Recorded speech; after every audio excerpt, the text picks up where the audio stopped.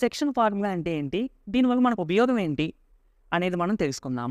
Section అంటే విభజించడం. ఈ వర్డ్ మనము ఎక్కువగా స్కూల్స్‌లో క్లాసెస్‌ని డివైడ్ చేసినప్పుడు వింటూ ఉంటాం.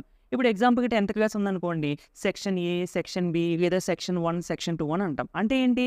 అక్కడ 10థ్ క్లాస్ ఇప్పుడు 9థ్ వరకు ఒకే క్లాస్‌లో ఉండేటువంటి స్టూడెంట్స్‌ని కొంతమంది ఒక క్లాస్‌లోని, కొంతమంది ఒక క్లాస్‌లోని కూర్చోబెడతాం. సో, అక్కడ మనం సెక్షన్ అనే వర్డ్ వింటాం. అంటే విభజించడం అని అర్థం. ఇంకొక ఎగ్జాంపుల్ మీరు అబ్జర్వ్ చేస్తే ఇప్పుడు ఒక పేపర్ ఉందండి.